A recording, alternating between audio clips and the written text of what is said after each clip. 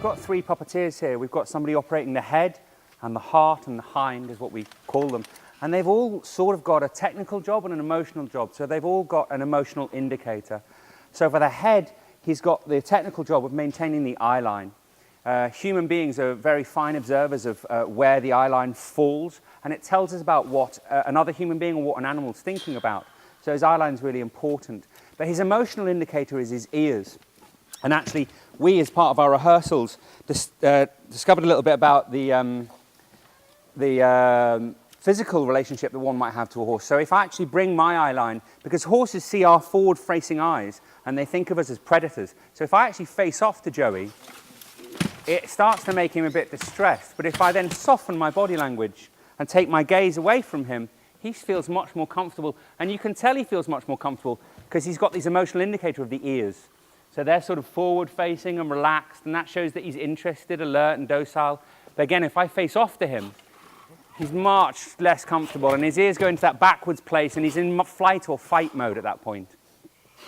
And then the heart puppeteer, he's got the technical task of telling us about the weight of the horse. There's no weight going through those horse legs at all. They're not bearing anything. All of the weight's going through the human legs.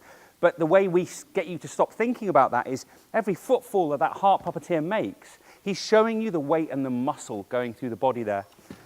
But he's also got his emotional indicator, which is possibly the smallest mechanism on the horse, but possibly the most important. He's got the breath. Because if an actor comes on stage and a puppet comes on stage, what's the difference? An actor comes on stage and starts to tell you maybe about the character or the story he's about to tell. But a puppet comes on stage, and the first thing the puppet has to do is be alive. And the breath tells us that the puppet is alive. And this life is quite fragile, because if the puppeteers were to jump out and run away, the horse would die. So it's actually their struggle to keep the horse alive, and the audience willing that to happen as well, which makes it really special. And his breath tells us about the physical state of the horse as well. So if he's doing sort of short, tight, rapid breaths, it starts to show us that maybe the horse is a little bit afraid, he's tense like that. Or if he goes into deeper, more raggedy breath, we can see that the horse is maybe a bit more exhausted, and the other guys are backing up that breathing. Or if he goes into thrusting, short, snorting breath, we can see that the horse is angry maybe, or he's ready to charge. So he's got that incredible breath part. The hind puppeteer here has this great emotional indicator of the tail, which is, and that can tell us about the mood of the horse. It can tell us about irritation, about alertness. And it's made of this fantastic substance called Tyvek, which is, the mane's also made of Tyvek. We went through lots of different experiments with types of substance. Originally we had this foam substance, but it was highly flammable, so we thought Tyvek was maybe a better solution. And the hind puppeteer has this amazing job of also telling us about weight. When the horse is about to set off, he can dip and flench into those back leg muscles that tell us about the power and the weight of the horse. But he's also got this interesting job of having to maintain the gait of the horse. So when the horse is walking, it walks in a 4 pattern. It goes 1, 2, 3, 4, 1, 2, 3, 4. And the hind has to be responsible for that because the guy in the front legs can't look back. So the hind has to look forward and make sure he's in line with those front legs. When he shifts up into a trot pattern, suddenly we're in a 2 count. 1, 2, 1, 2, 1. Again, the hind is maintaining that. And then he shifts up into a gallop, which is a faster 4 count. 1, 2, 3, 4. 1, 2, 3, 4. 1, 2, 3, 4. 1, 2, 3, 4.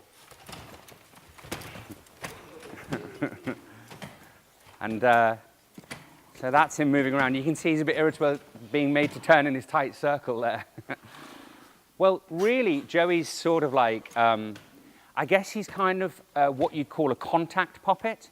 There's no real technical term for it. But by contact, what I mean is the guys are touching the object. So and the handspring, the company is called Handspring because they believe that the life of the puppet springs from the center of your hand. So the closer your hand is to the object, the more subtle life you're able to give it.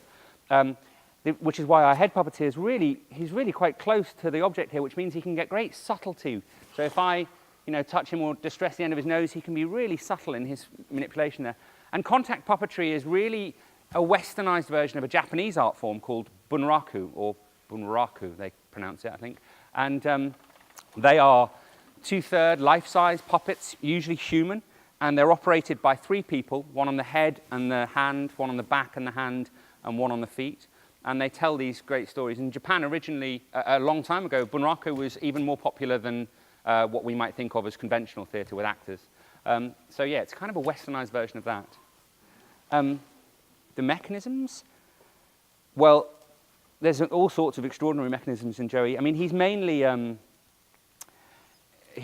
the sophistication really comes from the human manipulation and how close they are. He's got extraordinary mechanism in his ears, which is actually controlled by the head puppeteer down here on the hand. So he's got a control for each of those ears so they can be operated separately. And Adrian, the chap who, Adrian Kohler and Basil Jones are the heart of Handspring. And Adrian, the guy who designed the ear mechanism, had been working on it for about 25 years. And really trying to get his head around this problem. How can I just move that much with my finger and get this complete turn with the ear? He finally solved it, and then a couple of weeks later met a watchmaker, and he said, oh yeah, you've just reinvented something we've known about for hundreds of years.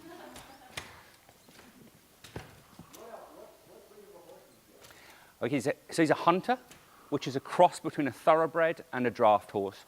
So he's got that real ability to have the power of a draft horse, but he's got the athleticism of a